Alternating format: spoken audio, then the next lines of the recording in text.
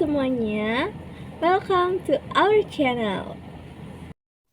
Nah, kali ini kita akan membahas tentang proklamasi kemerdekaan Indonesia nih.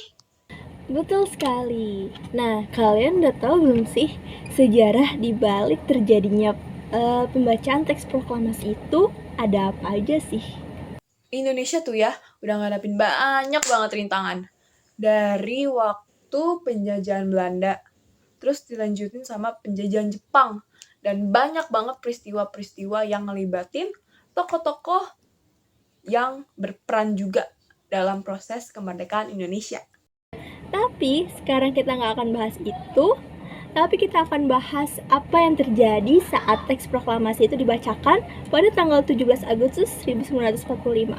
Karena peristiwa-peristiwa yang terjadi sebelum teks proklamasi dibacakan itu sudah kami bahas di episode sebelumnya. Langsung aja kita masuk pada sesi pembahasan yaitu tentang Proklamasi Kemerdekaan Indonesia. Check it out. Pada tanggal 16 Agustus tahun 1945, Insinyur Soekarno dan Muhammad Hatta datang ke sebuah rumah seorang laksamana yang bernama Laksamana Tadashi Maeda. Nah, di sana mereka merumuskan proklamasi bersama tokoh-tokoh lainnya yang ikut menyumbangkan kata demi kata yang akhirnya digabung menjadi satu paragraf. Dan setelah beberapa tokoh tersebut berhasil merumuskan hingga menulis naskah proklamasi tersebut, sekarang giliran Sayuti Melik yang bertugas untuk mengetik teks proklamasi dan mengganti beberapa kata seperti kata tempo menggunakan H menjadi tempo tanpa H, dan juga penulisan tanggal, bulan, dan tahun itu diganti dibanding sama yang ditulis oleh Insinyur Soekarno. Betul banget. Lalu sampailah pada saat yang ditunggu-tunggu terlebih oleh para golongan muda, yaitu pembacaan teks proklamasi kemerdekaan Indonesia yang dibacakan pada tanggal 17 Agustus tahun 1945. Dan Insinyur Soekarno ingin bahwa seluruh daerah mendengarkan berita tersebut. Dengan ini, Insinyur Soekarno ingin melakukan berbagai macam upaya agar teks proklamasi kemerdekaan tersebut terdengar oleh seluruh daerah-daerah di Indonesia. Upaya yang pertama yaitu ia menyuruh BM Dia untuk memperbanyak teks proklamasi dan menyebarluaskannya kepada khalayak ramai.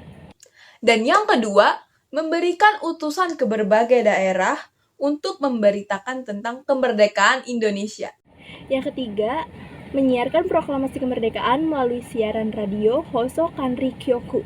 Dan sampailah pada puncaknya pada tanggal 17 Agustus tahun 1945 jam 10, pembacaan teks proklamasi kemerdekaan Indonesia di Jalan Pegangsaan Timur nomor 56 Jakarta Pusat.